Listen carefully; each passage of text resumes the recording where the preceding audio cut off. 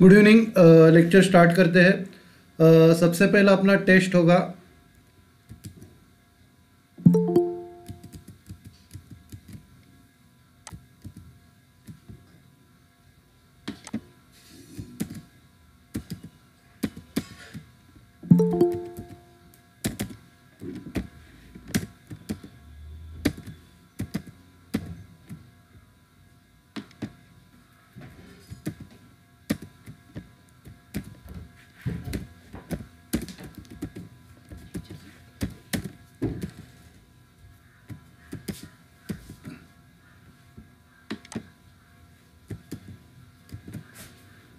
Okay, test start करते हैं।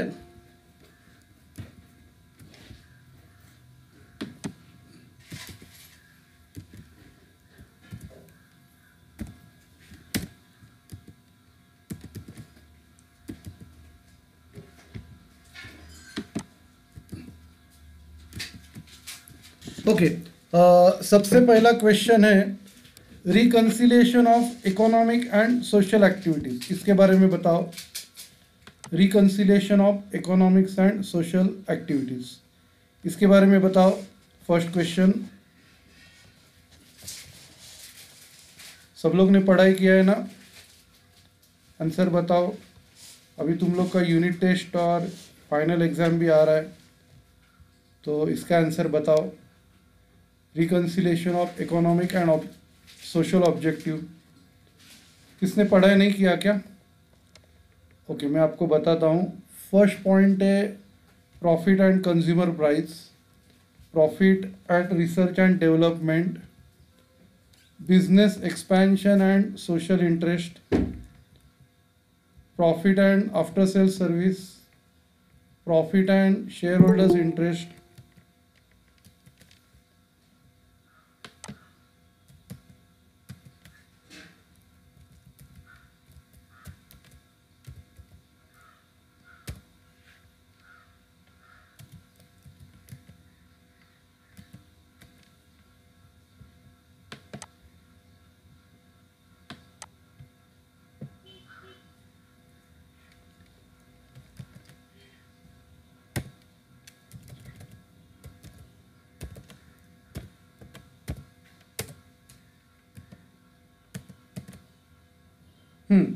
Profit and after sale service,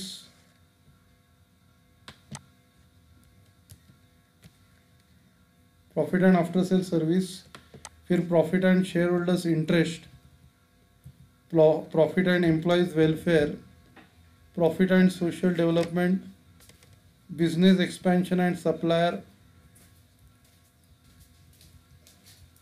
ये सारे पॉइंट्स हैं। ओके, मुझे अभी आप लोग distinguish between economic and social objective बताओ। Distinguish between economic and social objectives, उसके बारे में बताओ, पॉइंट्स बताओ। Distinguish between economic and social objectives, किसी ने भी पढ़ाई नहीं किया? आज कितने 16 जन प्रेजेंट है, किसने भी पढ़ाई नहीं किया?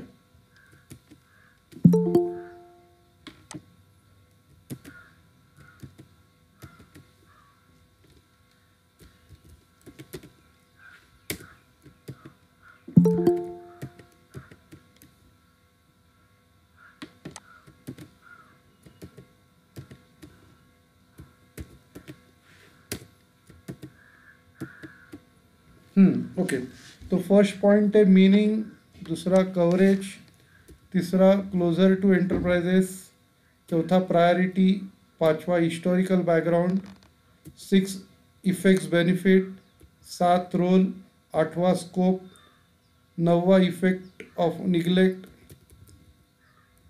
तो ये सब पॉइंट्स है। ओके,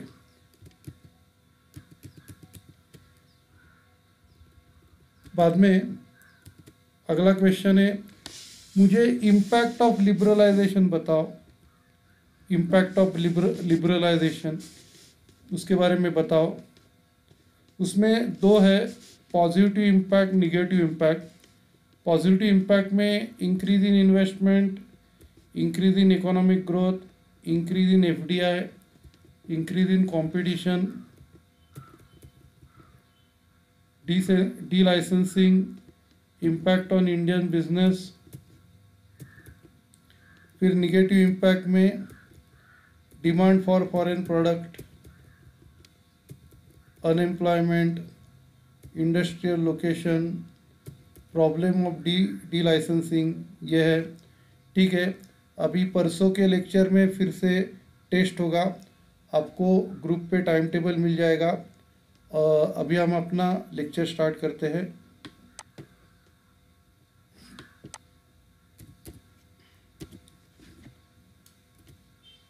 ओके, कल पिछले लेक्चर में हम लोग ने लास्ट पॉइंट देखा था, classification of entrepreneurs according to scale of operation. आज हम लोग नया क्वेश्चन स्टार्ट करते हैं, कॉम्पिटेंसीज ऑफ एंटरप्रेनर्स, उनकी क्या क्या कैपेसिटीज है एंटरप्रेनर लोगों की, ये हम लोग देखेंगे। सबसे पहला, a successful entrepreneur need to have an all round personality. उसका जो पर्सनैलिटी है ऑल राउंड पर्सनैलिटी होना चाहिए, which comprise of the following elements. तो जिसमें ये एलिमेंट्स इन्वॉल्व होते हैं। सबसे पहला, risk taker. A entrepreneur should have the capability to take moderately risk in critical situation and learn quickly from the failure. तो उसकी कैपेसिटी होनी चाहिए मॉडरेट रिस्क लेने की, और उसको फेलियर से सीखना चाहिए। जिधर भी फेल हो रहा है, फेलियर एक्सपीरियंस देता है, तो फेलियर से उसको सीखना है। It is to be noted that entrepreneurs take moderate risk as compared to gamblers who take extreme risks। तो इसमें आपको एक पॉइंट नोट डाउन करना है कि एंटरप्रेनर लोग जो रहते हैं मॉडरेट रिस्क लेते हैं, जो अगर कंपेयर करो गैम्बलर से जो एक्सट्रीमली रिस्क लेते हैं। नेक्स्ट है organization. Entrepreneurs need to be a clever at handling people and situation. वो लोगों को होशियार बनना पड़ता है लोगों को और सिचुएशन हैंडल करने के लिए। They not only need to be resourceful but need to be good at managing and organizing the resources for starting the enterprises and keeping going. तो उनके पास सिर्फ रिसोर्सेस नहीं होने चाहिए, उनको वो मैनेज और ऑर्गेनाइज करने को भी आना चाहिए, जिससे अपना जो ऑर्गेनाइजेशन आगे चल सके। Therefore entrepreneur requires highest level of organizing abilities. तो एंटरप्रेन्योर्स को सबसे ज़्यादा ऑर्गेनाइजिंग एबिलिटीज़ की ज़रूरत पड़ती है। इनोवेटर, नेक्स्ट पॉइंट है innovator. An entrepreneur must have innovative ideas, उसको नए नए आइडियाज़ उसके पास आनी चाहिए। The key to entrepreneurship is motivation. तो एंटरप्रेनरशिप का जो की है वो उसको हमेशा मोटिवेट करना है एंटरप्रेनर को। It is the capacity to come out with ideas and make them work in a competitive and consumer oriented environment.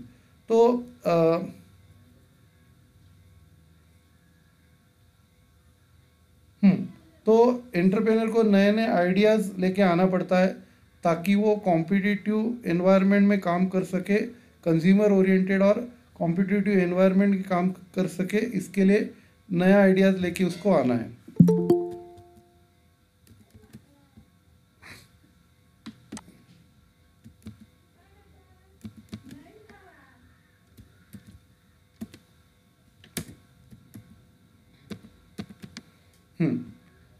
Next point है technical knowledge. Technical knowledge also implies knowledge about the product, process और technology use in manufacturing. तो technical knowledge का मतलब है कि उसको product, process और technology के बारे में नॉलेज होना चाहिए जो हम लोग यूज़ करते हैं मैन्युफैक्चरिंग में। नेक्स्ट पॉइंट है energetic. An entrepreneur should have ability to put in long hours of work for which his energy level must be high. Physical and mental fitness plays an important role।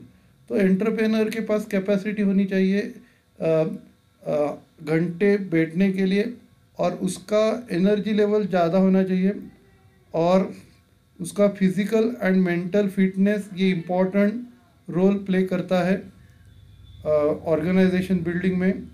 This means that there cannot be a compromise on hard work if an entrepreneur has to reach his goals. तो इसका मतलब है entrepreneur ये hard work के ऊपर compromise नहीं कर सकता अगर उसको अपना गोल अचीव करना है.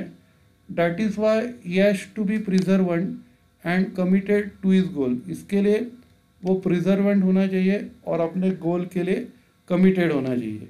ठीक है, तो आप क्या करो, इधर तक पढ़ लो, बाद में हम लोग आगे बढ़ते हैं. ठीक है.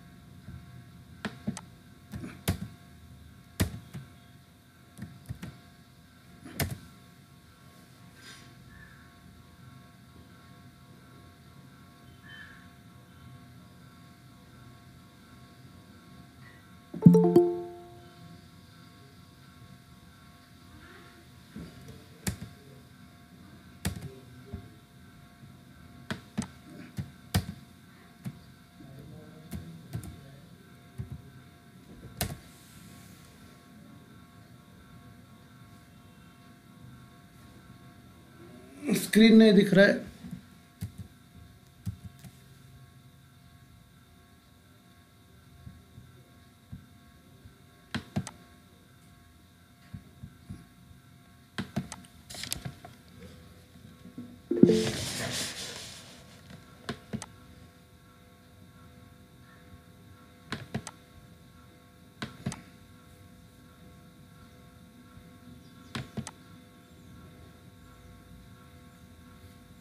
अभी दिख रहा है? स्क्रीन दिख रहा है सबको? आएगा आएगा, आ रहा है, स्क्रीन आ रहा है. अभी स्क्रीन क्लियर दिख रहा है ना? ओके, आगे आगे हम लोग सीखते हैं अभी. नेक्स्ट पॉइंट है patience. Patience means steadiness in performance of task. मतलब क्या है कि उसको स्टेडी होना है, जो भी वो काम कर रहा है उस काम के लिए उसको स्टेडीली काम करना है. अ good amount of patience is necessary in any type of occupation. Okay, अपना लाइट चला गया है तो मैं तुम लोग को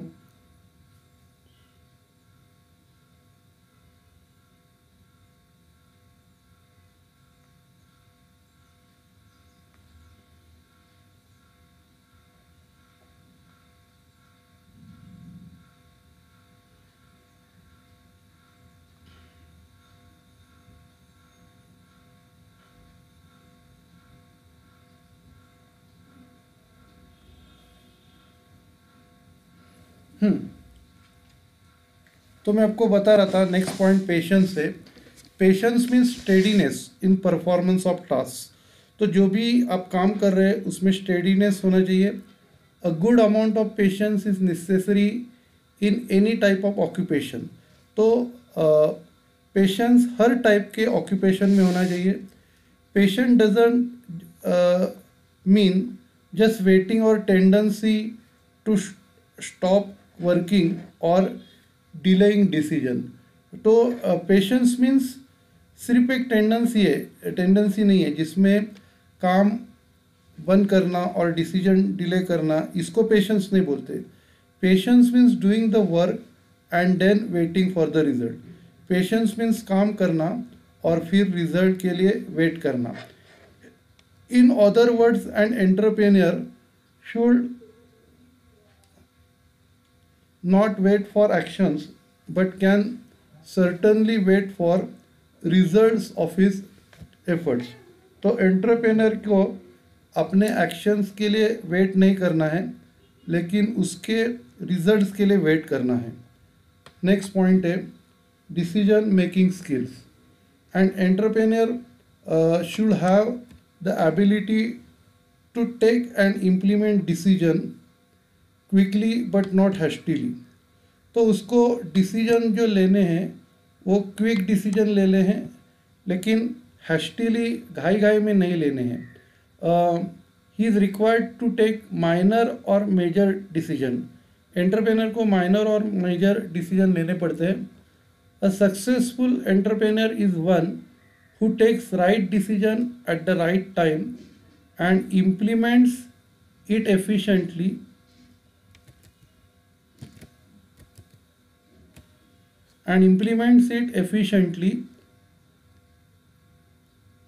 एंड इफेक्टिवली. तो एंटरप्रेन्योर राइट डिसीजन लेता है राइट टाइम पे और उसको इफ़िशेंटली एंड इफेक्टिवली इम्प्लीमेंट करता है.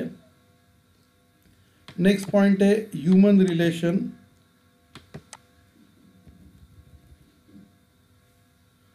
एंड एंटरप्रेन्योर मस्ट मेंटेन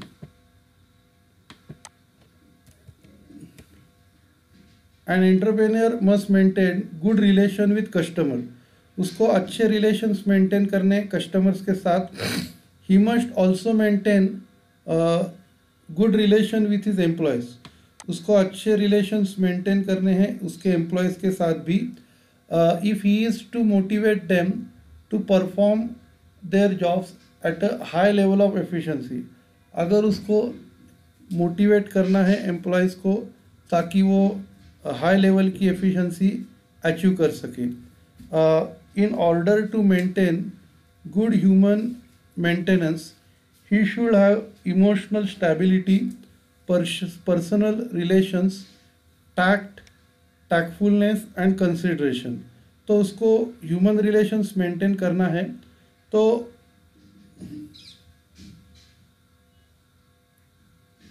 उसके पास इमोशनल स्टेबिलिटी होनी चाहिए, उसको पर्सनल रिलेशन अच्छे रखने चाहिए, टैक्टफुल होना चाहिए और कंसिडरेशन होना चाहिए. नेक्स्ट पॉइंट है open mindness. Open mindness means a free and Frank approach in accepting one's error and mistakes, one's errors and making efforts to rectify them.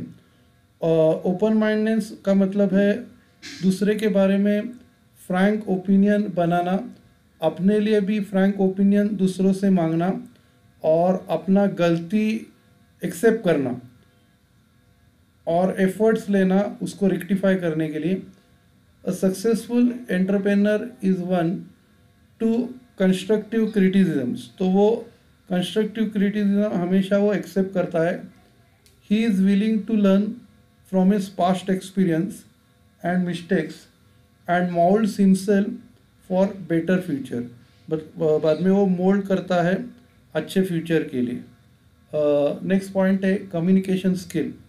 An entrepreneur should have the ability to communicate effectively. Entrepreneur के पास ability होनी चाहिए effective communication करने के लिए. Good communication means both sender and receiver of the message understand each other. अच्छा communication का मतलब है कि दोनों सेंडर और रिसीवर को जो मैसेज है वो अच्छी तरह समझ में आता है. He is more likely to succeed if he can communicate effectively with his employees, creditors, suppliers and customers. तो वो उसके चांसेस कम्युनिकेट करने के लिए उसके जो चांसेस है सक्सेस होने के लिए कब बढ़ते हैं, जब वो इफ़ेक्टिवली कम्युनिकेट करता है अपने एम्प्लॉयज़ से, क्रेडिटर से, सप्लायर से और कस्टमर से। ठीक है, तो आप क्या करो, इधर तक पढ़ के लो।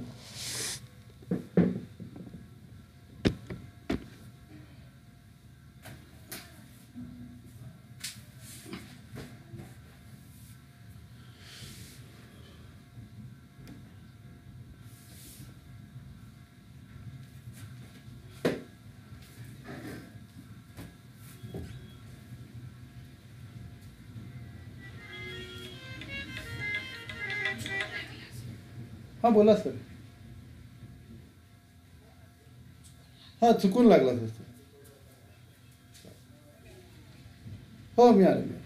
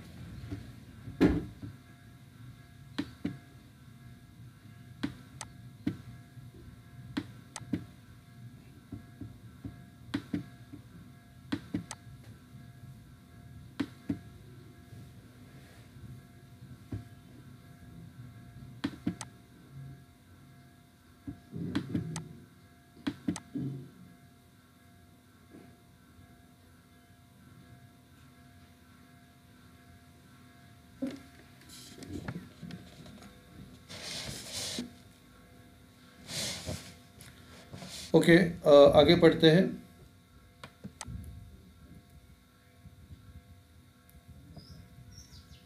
नेक्स्ट पॉइंट है विजन एंड फोरसाइट। तो every entrepreneur need to be a visionary in order to turn his dreams into realities. उसको हमेशा एक विजनरी होना चाहिए और उसके पास एक कैपेबिलिटी होनी चाहिए विजन्स को ड्रीम में कन्वर्ट करने की। They must be able to visualize and forecast future events and plan accordingly. तो उनको आगे आने वाले इवेंट्स को फोरकास्ट करने को जमना चाहिए और उसके अनुसार प्लान करने के लिए आना चाहिए। Besides, an entrepreneur is one who can analyze future needs and trends and turn them into an advantage. उसके अलावा उसको फ्यूचर नीड्स को एनालाइज करना है और उनको एडवांटेज में कन्वर्ट करना है। And entrepreneur should be a motivator. Entrepreneur को मोटिवेटर बनना है। He has to influence people and make them think in his way and act accordingly. तो उनको लोगों को इन्फ्लुएंस करना है और उनको उसके सोचने के अनुसार उसके प्लानिंग के अनुसार सोचने को मजबूर करना है। He motivate his people to act to achieve the end result. वो लोगों को मोटिवेट करता है ताकि एंड रिजल्ट वो लोग अचीव कर सके। बाद में नेक्स्ट पॉइंट है entrepreneurship training and development centre in India. तो ये training and centre development centres के बारे में पढ़ेंगे। In order to accelerate the speed of self employment and entrepreneurship development, the government has established various centre और institute to impart training and development to entrepreneurs. तो लोगों को self employment देने के लिए या एंटरप्रेन्योरशिप डेवलपमेंट के लिए गवर्नमेंट ने बहुत सारे इंस्टीट्यूट चालू किए। उसमें से सबसे पहला है district industry centre.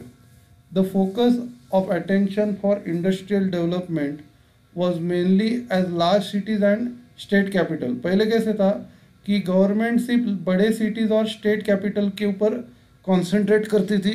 Therefore it was felt necessary to provide all the service and facilities to village and small industries under one roof.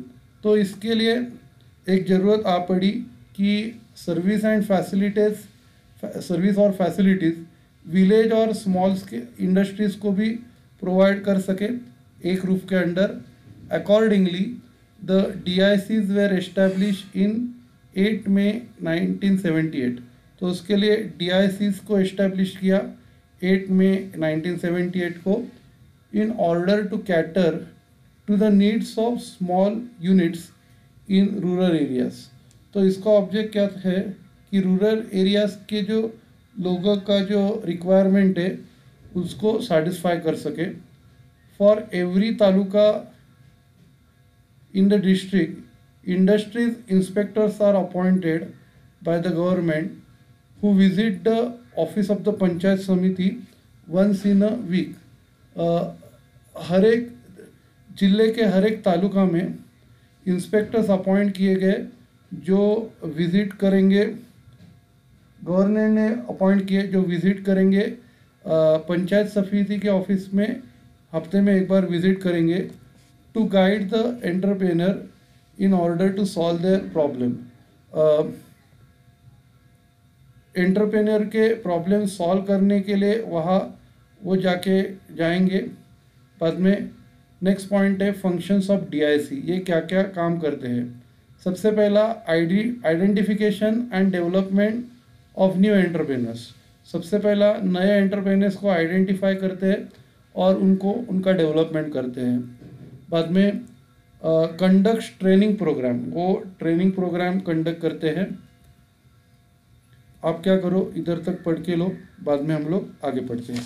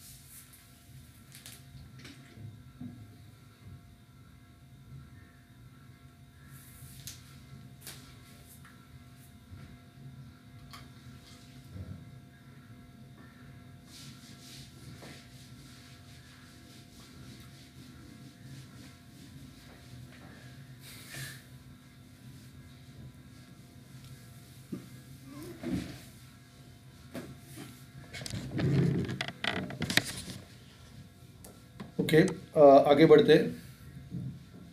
Next point है offer technical advice to new entrepreneurs. नए entrepreneurs को technical advice provide करते हैं। बाद में conducts industrial potential service करते हैं जिधर जिधर से अपने को काम मिलने का चांस है। Evaluates the proposal received from entrepreneurs, जो भी एंटरप्रेन्योर से प्रपोजल आए हैं उनका इवेल्युएशन करते हैं। Acids and entrepreneurs in marketing their products, entrepreneurs को हेल्प करते हैं उनके प्रोडक्ट्स का मार्केटिंग करने के लिए।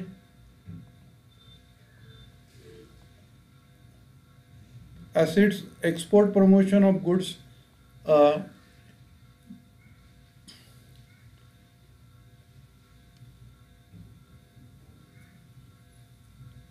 बाद में एंटरप्रेनर्स का एंटरप्रेनर्स के एक्सपोर्ट का प्रमोशन करते हैं। फिर स्मॉल इंडस्ट्रीज का undertake product development for small industries का प्रोडक्ट डेवलपमेंट एक्टिविटी अंडरटेक करते हैं। नेक्स्ट पॉइंट है small industry development organization. Small industry development organization SIDO was established in 1954। ये एस्टैब्लिश हुआ था 1954 में। It provides training for entrepreneurship, तो वो लोग ट्रेनिंग प्रोवाइड करते हैं एंटरप्रेन्योरशिप के लिए। It undertake entrepreneurship development programme through small industry service centre, तो वो एंटरप्रेन्योरशिप डेवलपमेंट प्रोग्राम अंडरटेक करते हैं स्मॉल इंडस्ट्री सर्विस सेंटर से। It also provide support in the areas of credit, marketing, technology and infrastructure to small industries.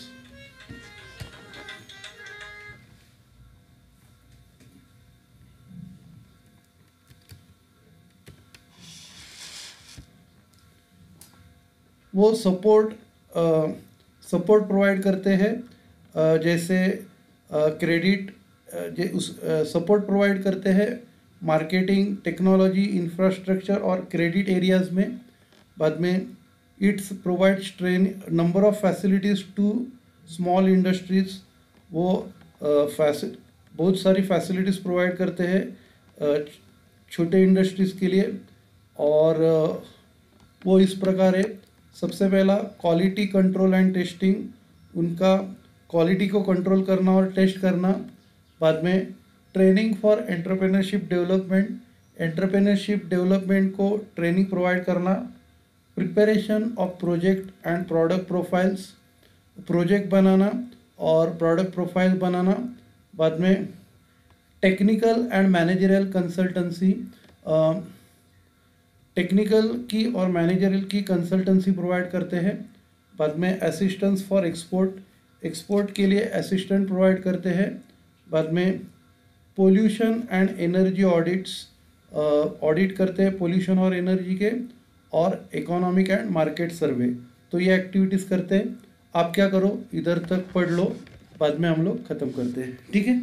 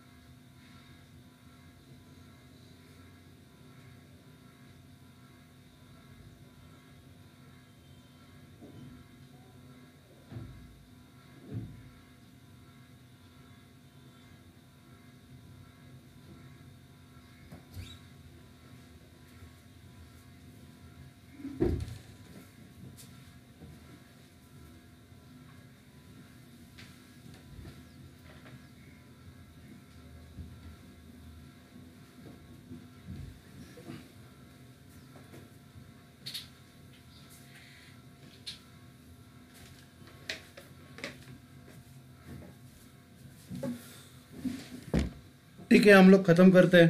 Thank you.